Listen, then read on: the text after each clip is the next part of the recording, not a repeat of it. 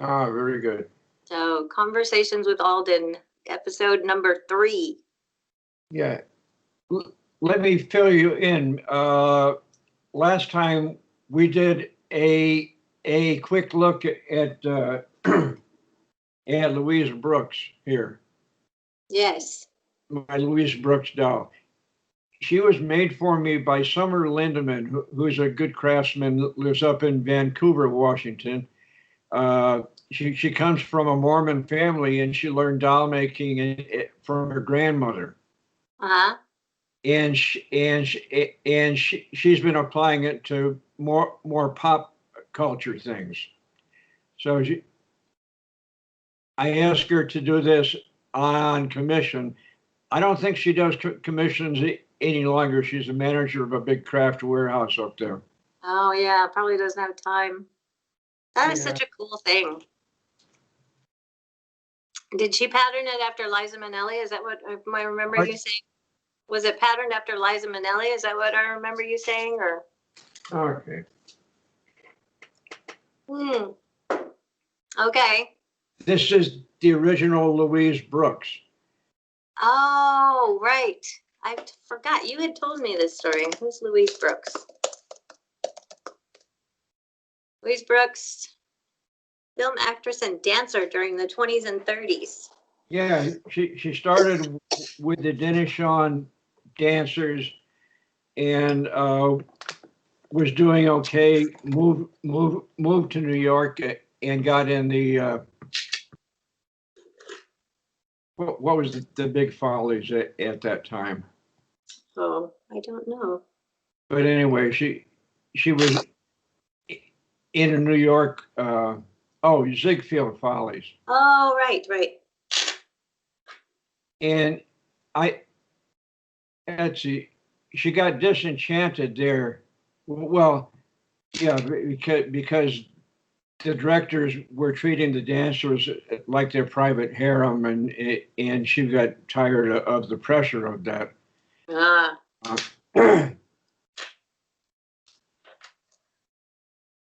So she had an invitation to go to Europe to work with she had done some American filmmaking, and she didn't like the way she was cast, and she also got the same business from the film directors. Interesting. Yeah, it was pretty sexist. Oh, everything back then. At that time, there was no criticism of that. Right. Yeah. Yeah, that must have been rough. Let's see. Denishon dancers. Okay, so she got fed up and she took off for Europe where she'd be appreciated. She worked with G.W. Pabst, who was a famous German director, and he cast her in at least 2 movies. One was Pandora's Box. The other one was The Gone Girl, and they were both very, very modern and had a lot of tension in there.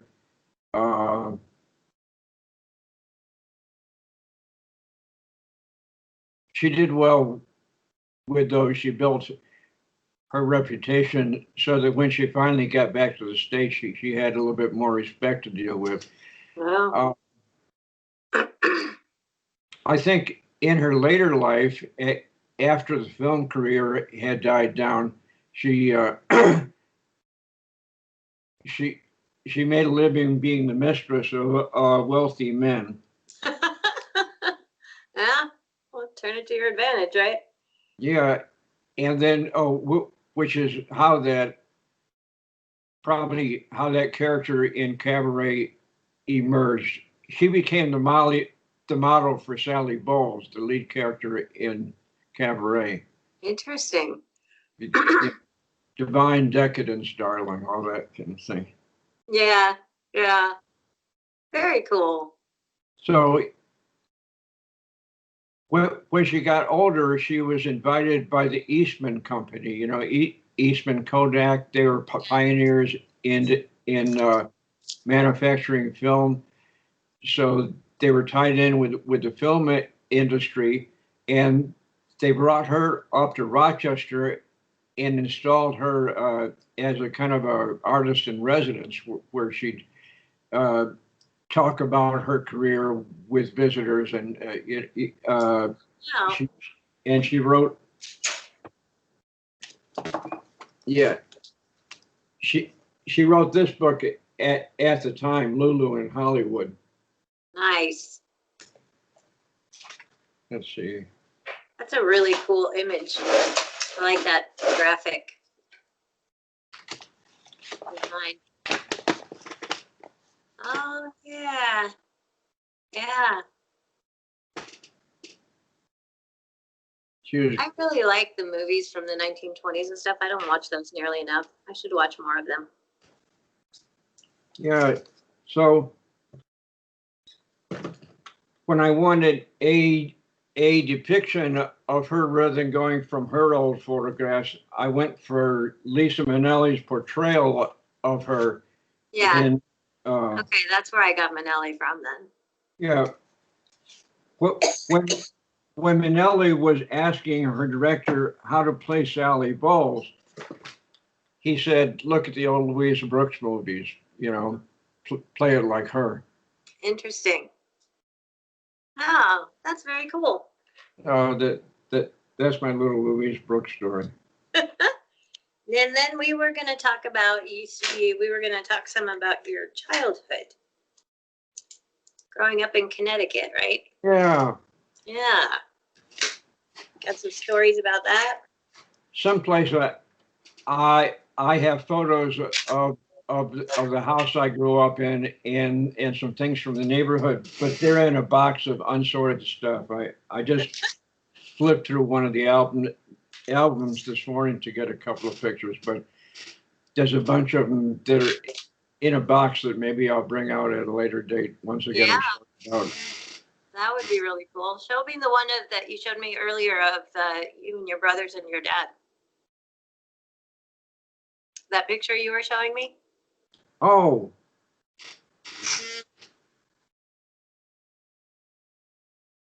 I suspect that we were on vacation. We usually spend a while in the summer up in Maine, southern Maine coast. Yeah. Old Orchard Beach and places like that. And I get a hunch that we may have been going there at that time. That's a cool picture. Yeah.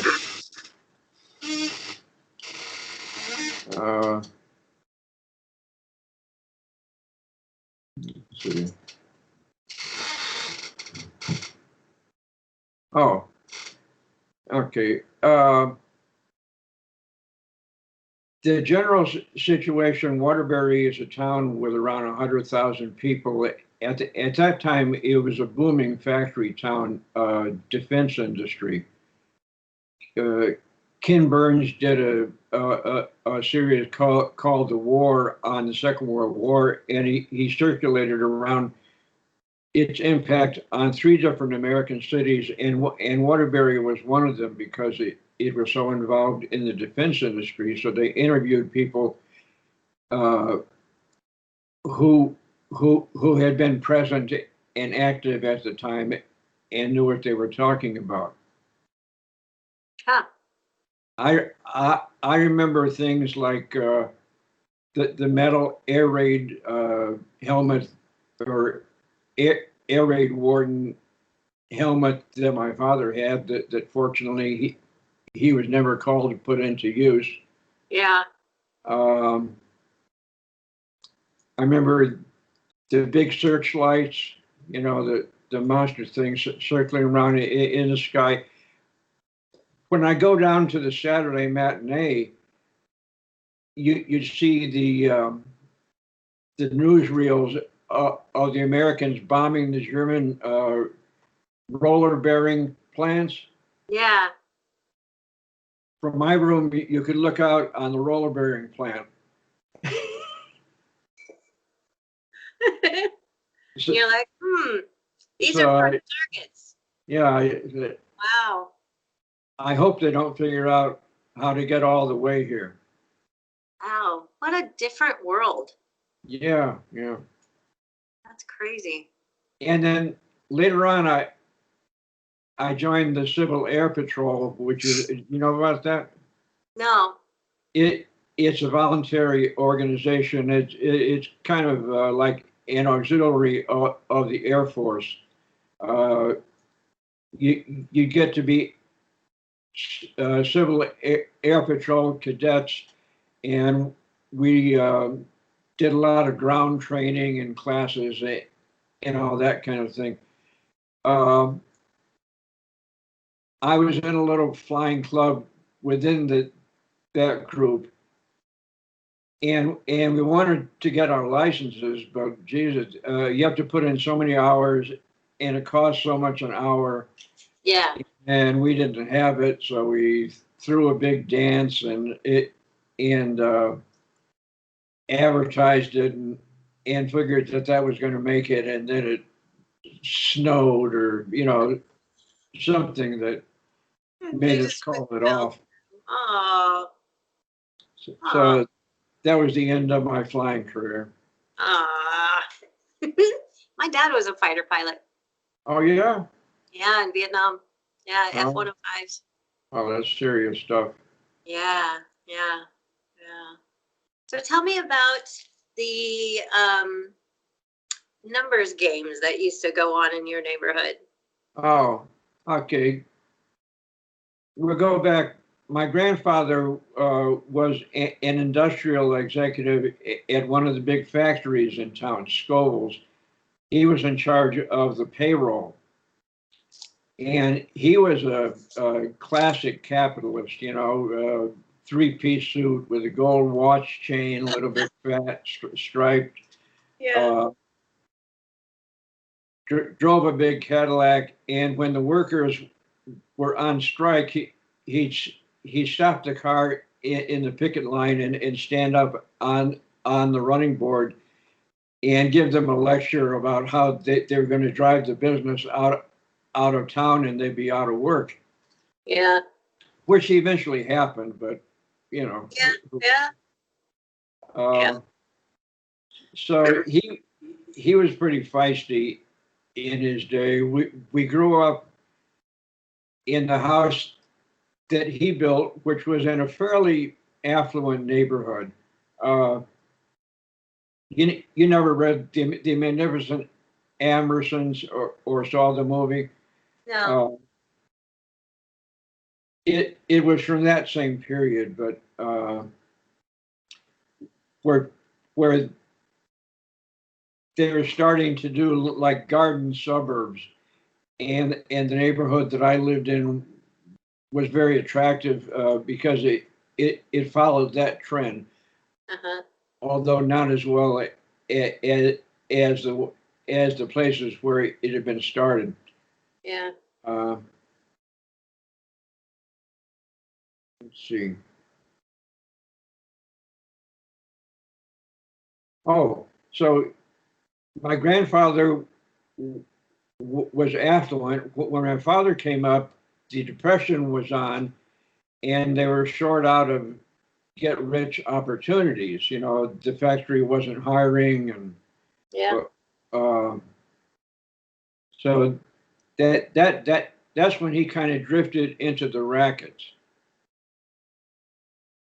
Yeah.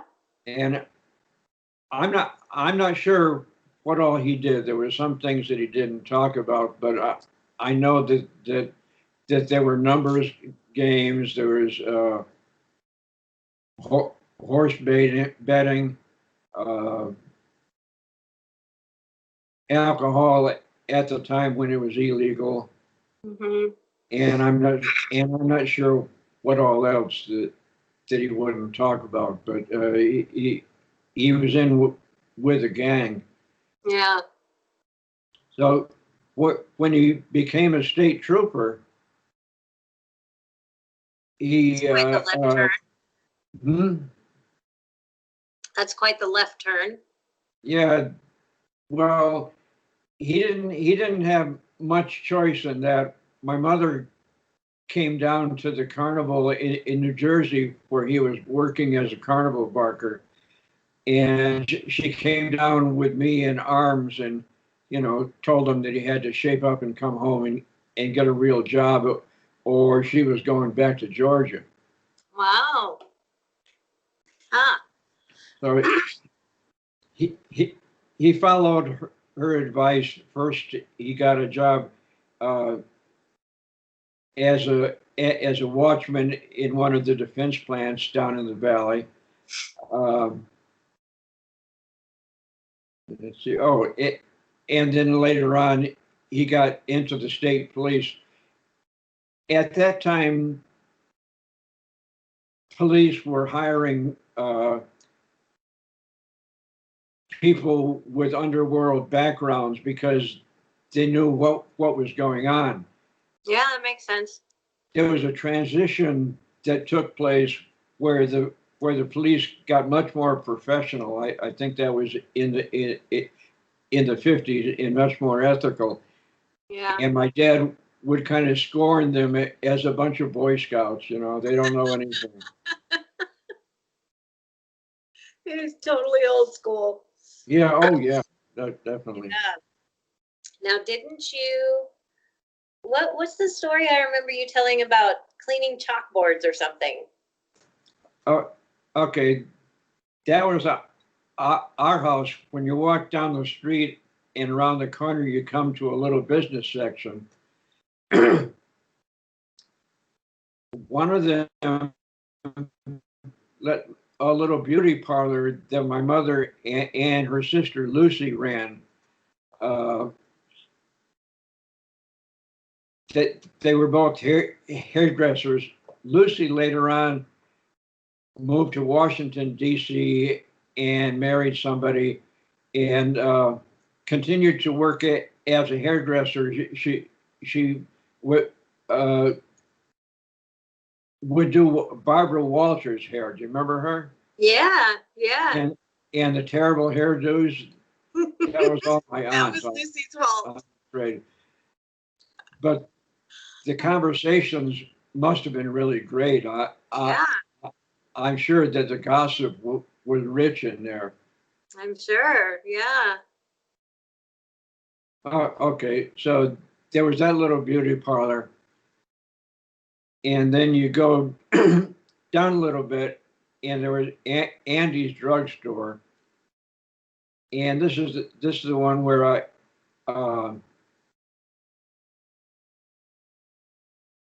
during Prohibition, the only way you could get alcohol was to have I told you this one? Yeah, I think we talked about this last time. You had to have a prescription, so he had a locked cabinet. Yeah. Yeah. Okay, we'll skip Andy.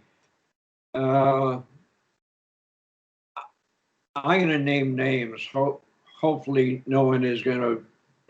Nobody's going to get upset. Yeah. Yeah. It's long ago and far away, and most of the people are dead. So, but one of my favorite places was the Barber Shop. John the Barber ran it. He was this neat little Italian guy with a, white coat and all, very, very, very professional looking. And the place was all glass and chrome and, sterile instruments and everything's shiny. Yeah, those chairs that pumped up. Yeah. And when I first started going there, as a kid, they'd put a board across the arms of the chairs and set me up on that so they could get to me. Nice. So we went back a long way. Yeah. At one point, John the Barber hired me to do a little cleaning up around the place. And part of that was washing down the blackboards in the back room. You might ask, why would a barber shop have blackboards in the back room? That was because of the horse bets. Oh, okay. That he kept. He was a bookie. How funny. And he had gone missing for a few years. He was classically trained in as a barber in Italy where they did minor surgery, you know, lancing boils and stuff like that. Right, right. Like Removing, they used to be dentists and, yeah, removing skin cancers.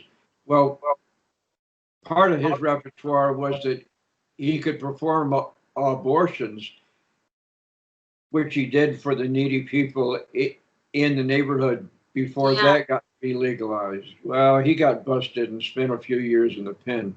Oh, wow. But once he had served his time, he was welcome back, and everyone Yeah, was glad to see him again.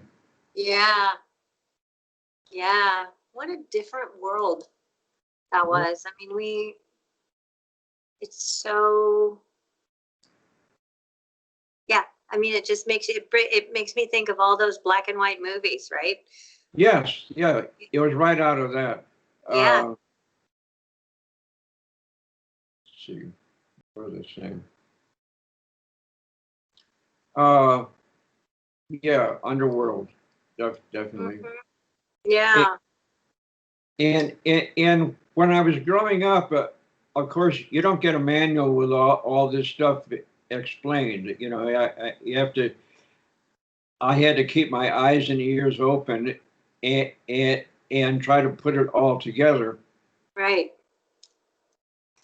Uh, Yeah, and probably didn't put a lot of it together until much, much later. yes, Yeah, yeah, looking back as an adult.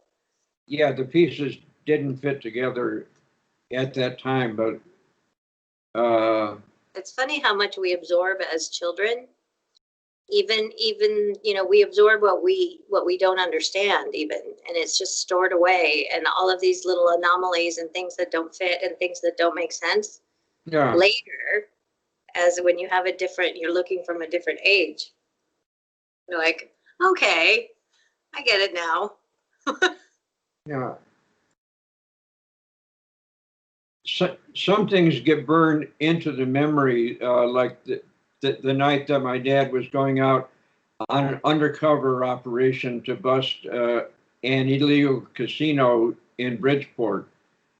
Uh, and for that occasion, he put on his uh, pre honest guy outfit, you know, the double breasted jacket, the shoulder holster, the pearl gray fedora with the black band, black shirt. I mean, he was gangster. Yeah. Uh, and, and at that point, my mother, of course, was very anxious about the whole thing, you know, Right. as So she well should you're be, absorbing because that. you don't know whether he's going to come back from that kind of operation. Yeah. But that one was successful. He also told a story about one of the gang bosses in the next town uh, who had who needed to be arrested, and they weren't sure who to send in because they didn't want a shootout. You know, they didn't want a big occasion. So my dad went in, you know, just knocked on the door, came in, and said, "Louis, it's up. It's time to go." You know. Yeah. Yeah. So connections. Okay, It's Al, way you said up. so. Yeah. Wow.